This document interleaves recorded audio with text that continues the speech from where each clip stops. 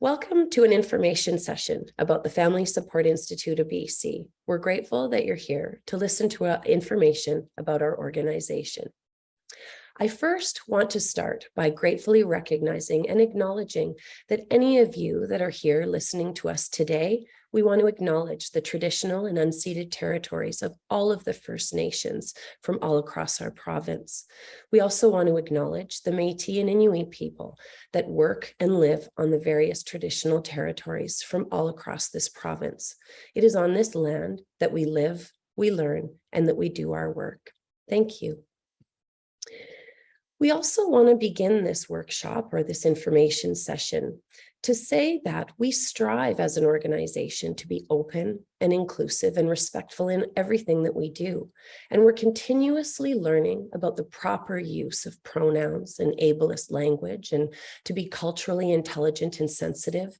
But if we miss the mark on any of those, the language, please feel free to let us know, and we will do our best to rethink and reframe.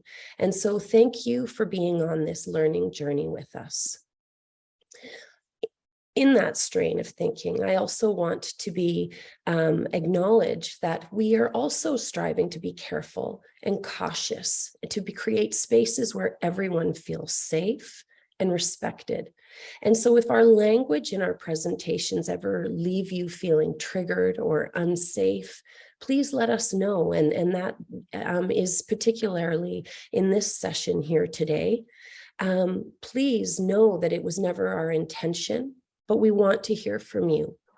Similarly, this is a learning journey for us as an organization. We're open to learning, and we want to be told so we can be better. And so my name is Angela Clancy. I'm the Executive Director of the Family Support Institute. And please know that you can contact me anytime, anywhere, anytime, and I will be approachable. I will listen to anything that you have to say because we want to learn alongside you. You can contact me at my cell phone, which is 778-822-8374. It is available on our website. And you can also email me at aclancy@fsibc.com. I'm available to listen to anything you have to say.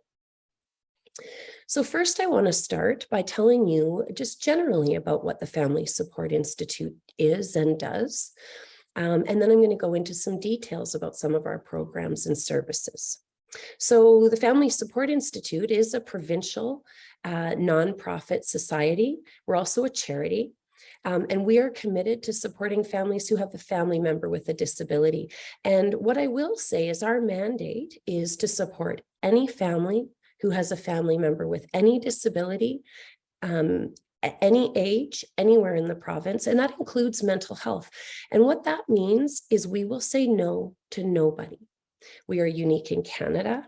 Our slide here says that we're unique in Canada, but it has come to light just recently that we are actually unique in almost the entire world.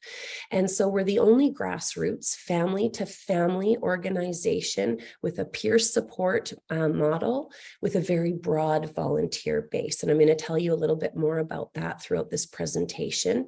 But everything we do, all of the supports through our peer support organization are free to any family. And so we're barrier free. Anyone who needs support, who has a family member with a disability, and that doesn't have to be diagnosed, can contact us anytime, and we will do our utmost best to support them. So I'm going to start by telling you a little bit about our vision and our mission. You can see here on the slide, our vision says that all individuals and families are supported and connected and valued in our community. And so, like I said, we will say no to nobody. And so, for example, if there are families in the province who are looking for housing, inclusive housing, or they're looking for housing, if they have a son or a daughter or a family member with a disability, they can call us. If they're looking to find belonging in their community, if they're looking to navigate through different resources and they can't find their way, we will help them find their way in their communities by connecting them with families who have been there before them. Our mission is to strengthen, connect, and build communities and resources with families of people with disabilities in BC. And the mission is how we do that. And so we do that through workshops and training. We do that through peer support, connections. And so really what our model is through shared experience. We know that families are often feeling alone. We know that families often find connection with people who have been there before. And so this vision and mission is finding connection with families who have been there before you. And so our beliefs, which is what's up here on the slide, is the first statement says that we honor that the FSI grew out of an era that didn't value the pivotal role in families.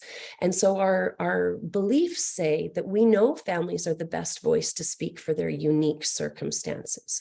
And so when we say that informed, involved, and confident families are the most effective agents for creating social change, what that means is when we educate and inform families with up-to-date information, we know that they then can speak on behalf of their loved ones in a really, really good, empowered way. And we know that families are the best resource to support one another. Doesn't mean that there aren't other ways to support families, but we believe families support each other really, really beautifully. And so the history of our organization is back in 1985, we've been around for that long. A group of families, about 6 families, came together and they acknowledged that while families would likely need professional support in their lives, probably forever, they also learned so much. They got so much out of connecting with one another. So they connected with an organization called BC Association for Community Living, now Inclusion BC, and they asked them to create an organization based on peer support.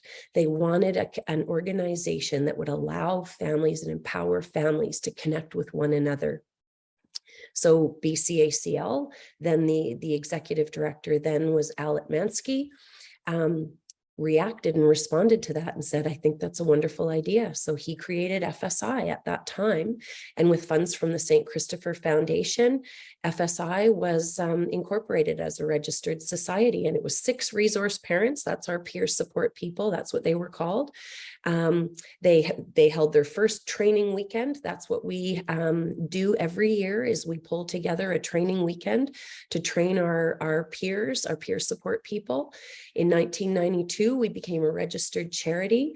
And now, fast forward to 2022, I know on the slide it says 2018, but in 2022, we have over 275 peer support people located all across the province.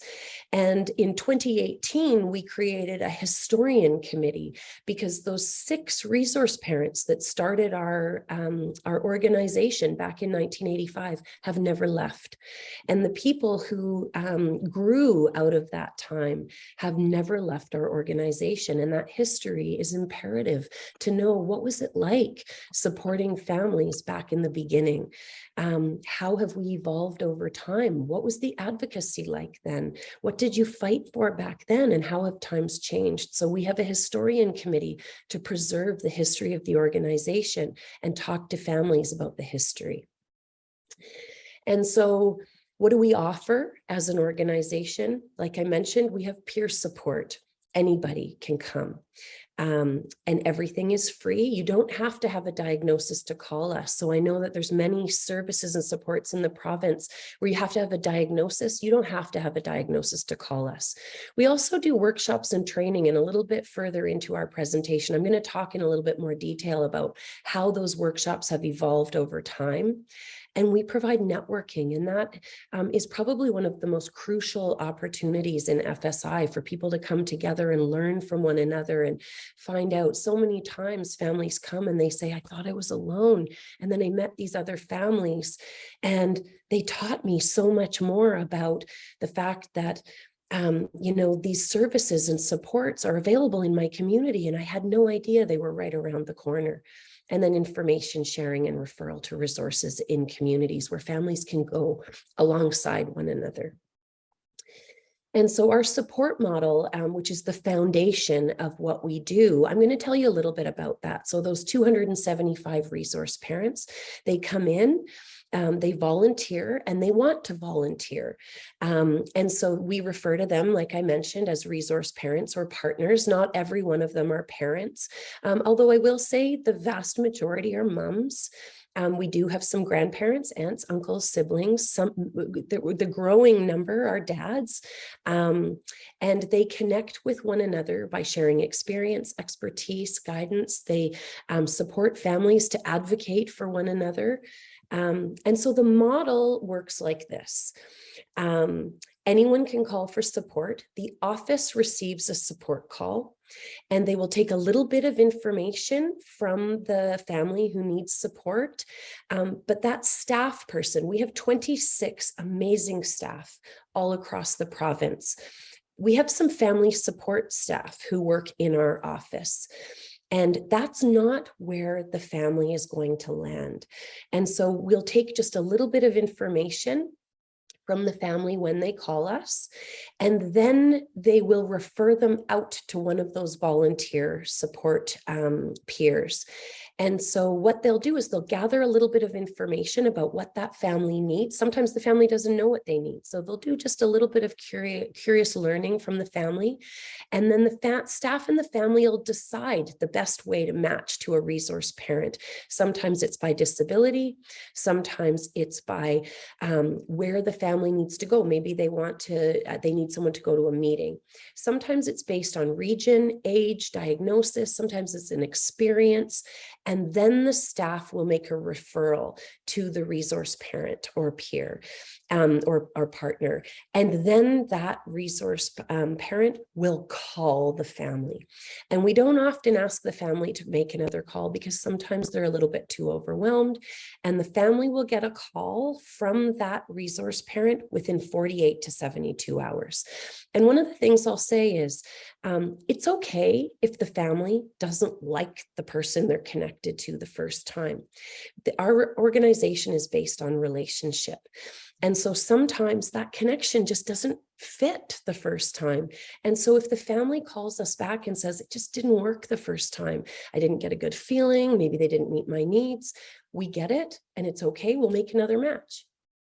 And so then once the connection is made, that family and the resource parent, it takes on a life of its own. That they work out how long that relationship will match.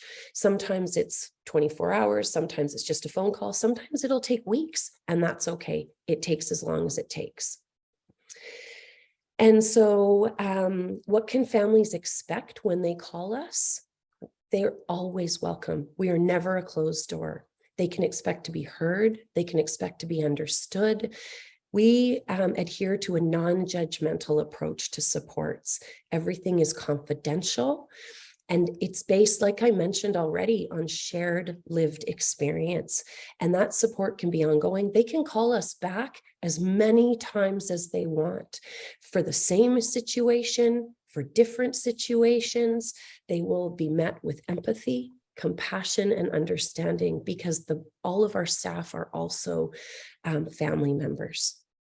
So the contact information is on the slide. You'll see that a few times through this presentation. And what can our resource parents do? They can connect by phone, email, in person. They can guide them to the community resources. And one of the things I'll say about that is, yes, we have office staff. Our head office is in New West, and that's where our family support workers are located. But we also, like I mentioned, our resource parents are located all across the province, and they know their communities. We can't profess to know the communities like the people who live in community. So we rely on them to tell us about the community resources. The resource parents can attend meetings, and they can take notes, and they can debrief. One of the things that I'll say about that is sometimes, or most of the time, meetings that families go to, emotions can run super high.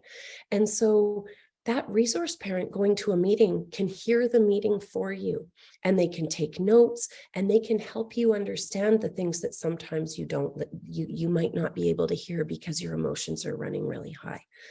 and they can share successes. Sometimes people who don't have a family member with a disability can't share those successes the same way we can when we have a family member. Sometimes those little things are actually huge. And so that's what peer support is all about, is actually understanding that what other people see as little are actually significant. So here are some, I'll jump through this slide, but there's so many times when you can refer a family to FSI at transitions, when somebody's struggling or feeling overwhelmed, and any transition. Transition isn't just going from, child services to adult services. Sometimes it's when a marriage breaks down. Sometimes it's when someone's going from on meds to off meds. Sometimes it's through grief and loss. Sometimes it's going from adult services to seniors. Sometimes it's going from owning a home to not owning a home, homelessness, food security issues. There are so many transitions, late life planning at all.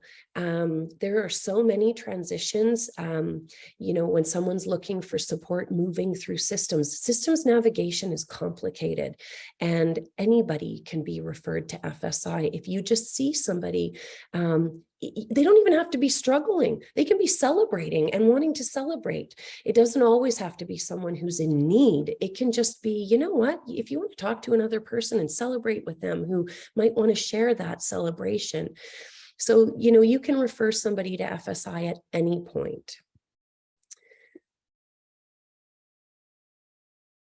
The top issues, and these are issues, the struggles that we hear from families, and the list is long on this slide. I might just take a pause for people to actually read it.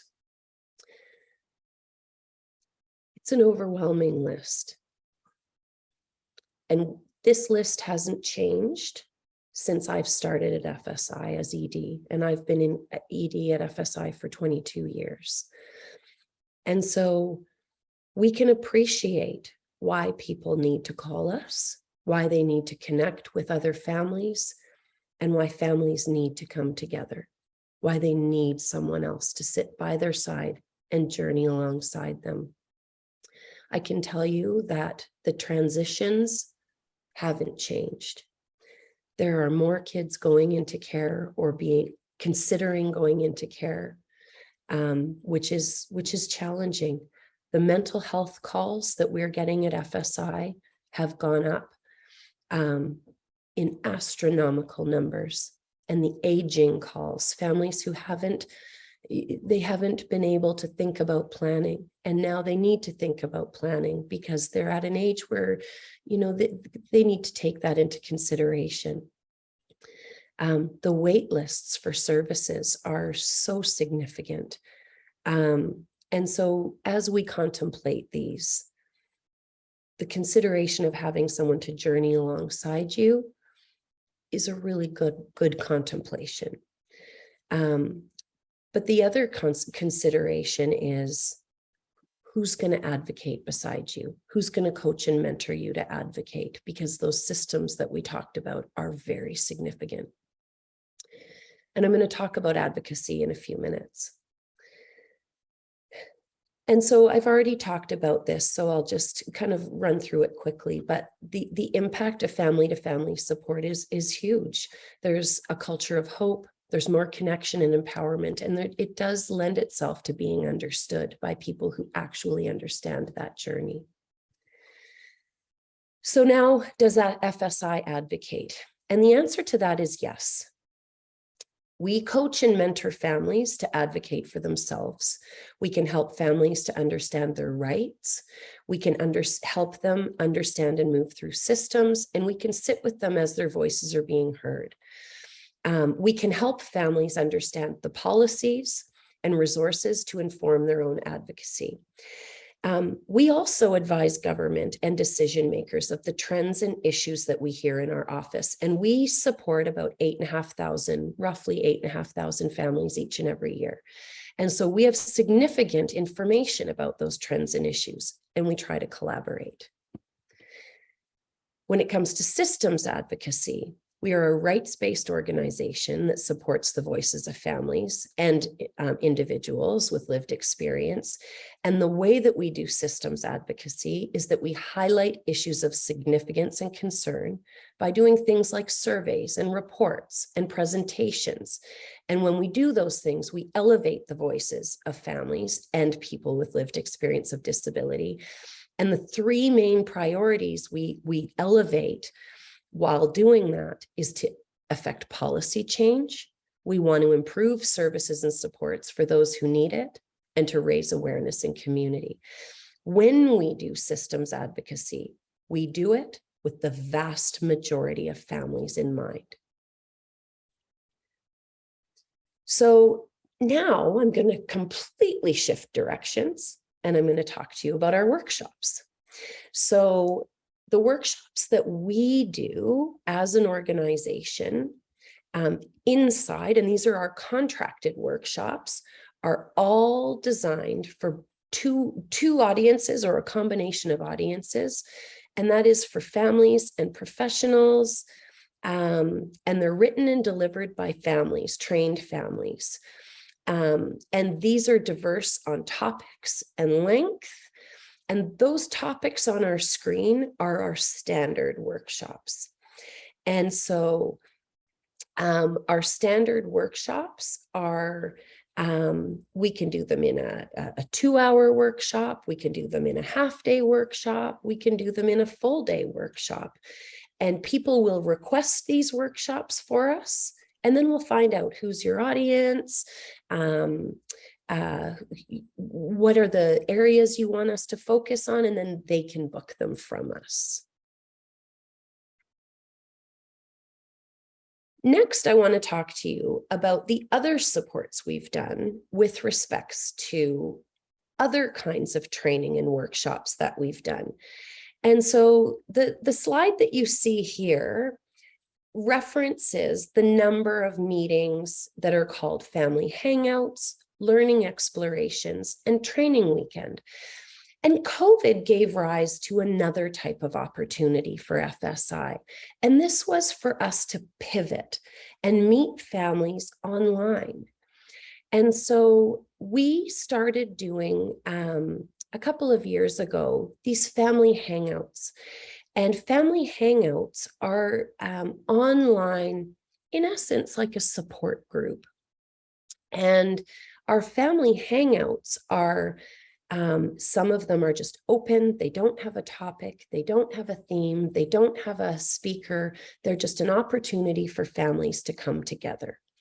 Other family hangouts have a theme, but they don't have a speaker, and they don't have, no, they have a theme, they just don't have a speaker. And so some examples of that would be things like challenging behaviors or single dads. And we have a calendar on our website that gives those events that you can visit and have a look at. Then we have another topic of family hangout that there's a theme and there's a speaker every week. Sometimes they're every month.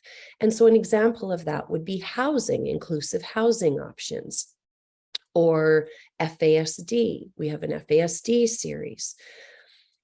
As you can see in the family hangouts for 2020 and 2021, the number of attendance for those, the actual attendance was really high, and the number of meetings was really high as well. Learning explorations, similarly, were topics with speakers, and it happened during a particular period of time. And these learning explorations were open to the general public. It wasn't just for our organization, anyone could attend. And similarly, you can see that the numbers were really high. So we recognized we were meeting a need for people. And training weekend is the event I referenced earlier in the presentation, where we actually do training for our volunteers.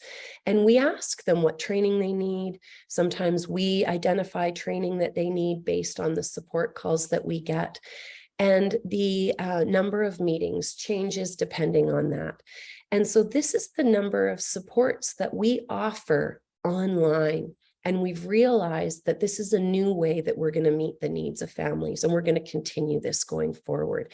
So if anyone wants to attend any of these, with the exception of training weekend, which is just for our volunteers, although if you want to volunteer, you can always reach out and have a conversation with us. But the family hangouts or the learning explorations, there's a calendar on our website, and you can join any of those at any time. They're all available to the public, and there might be topics there that meet your needs. They're varied for children, youth, adults, and seniors, and anyone's welcome.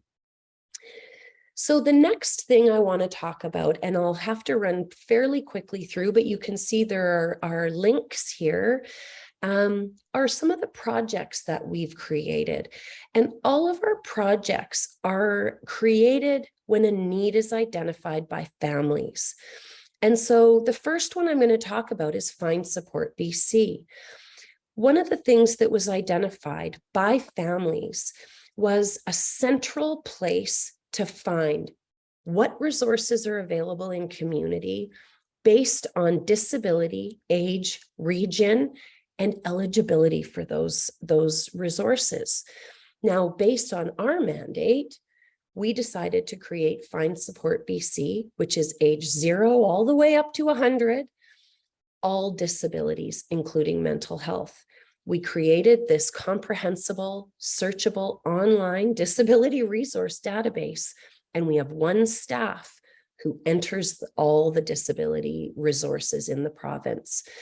And now it's been deemed the most accessible database by the Supreme Court.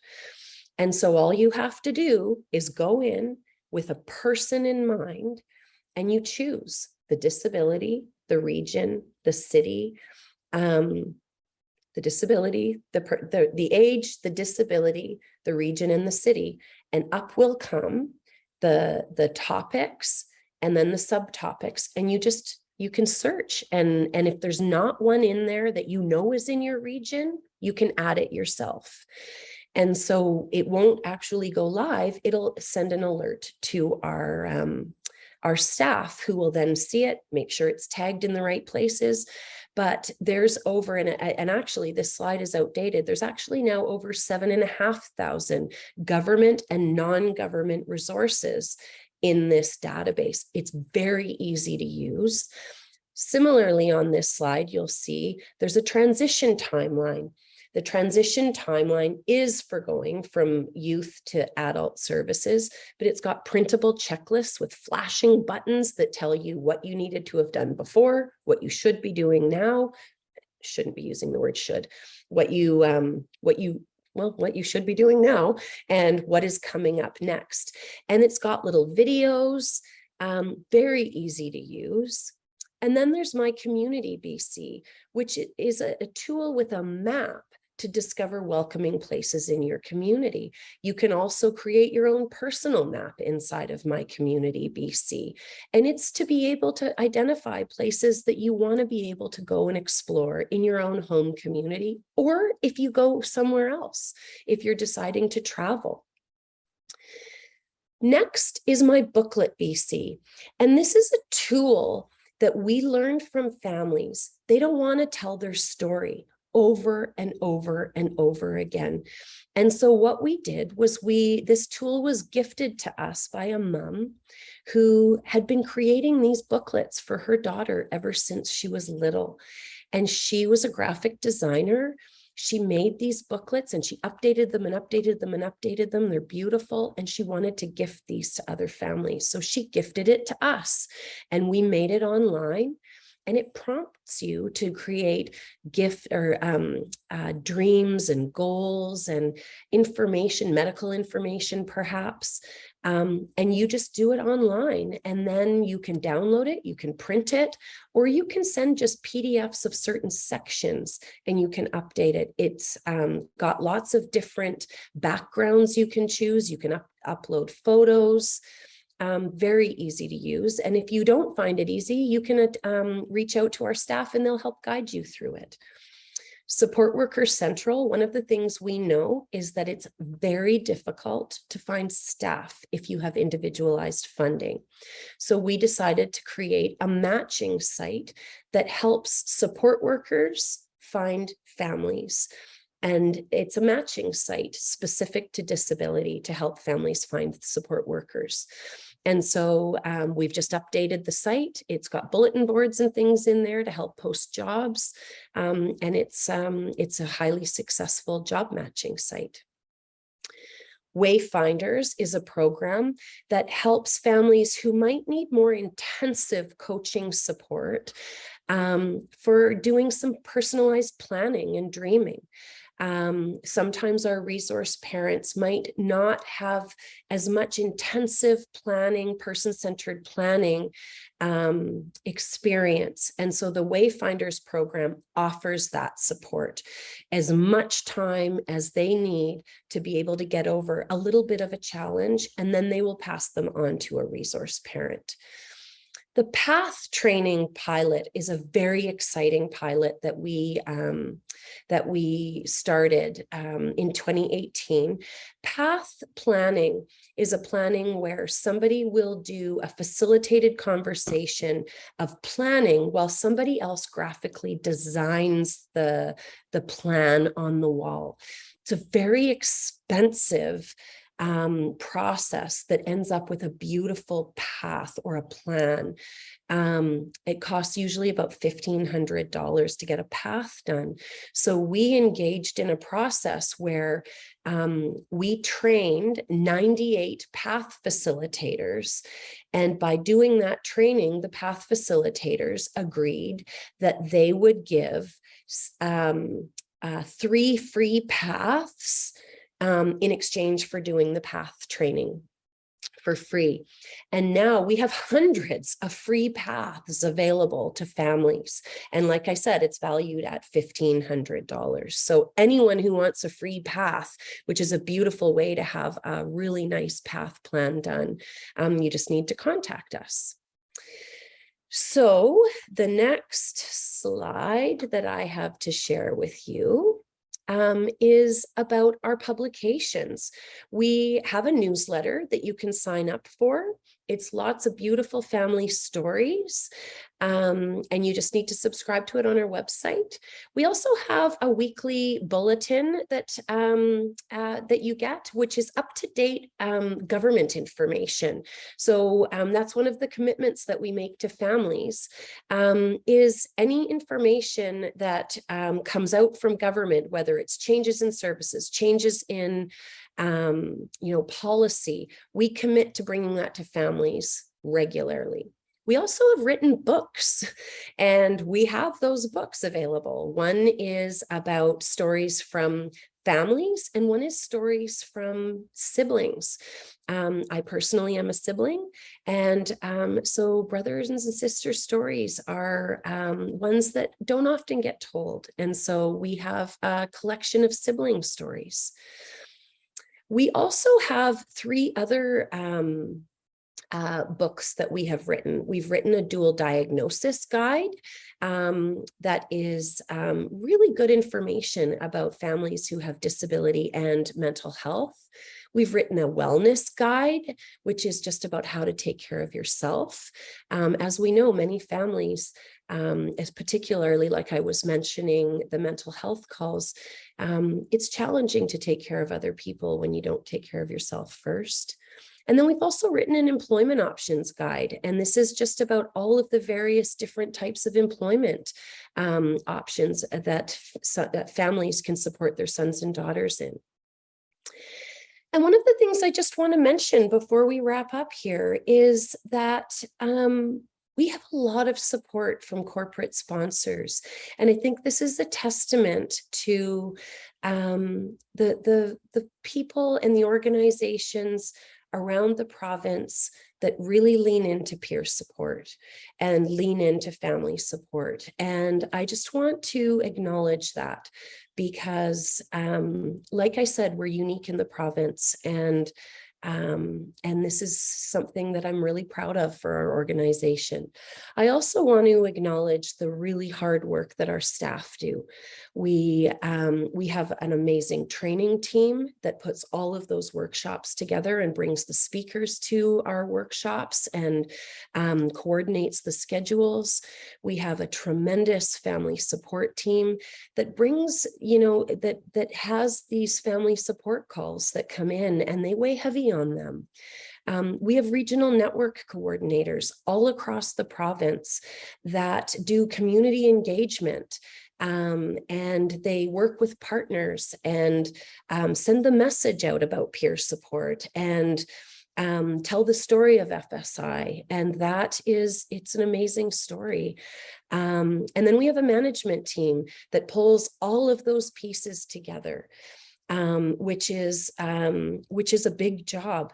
And then I report to a board of directors, which is a provincial board of directors. And all of those board members are family members as well. We commit to family-centered practice. And those board, develop the foundation of how FSI works. And it's a tremendous story. And so if you want to know more about FSI, I know this says thank you and any questions, and this isn't a live webinar, but if you do have any questions, please call me, because we are proud to tell our story. We're happy to take any questions, and you are more than welcome to call us. I know we don't have our Facebook and Twitter and Instagram links on, well, the little links are down there, but the links aren't on here.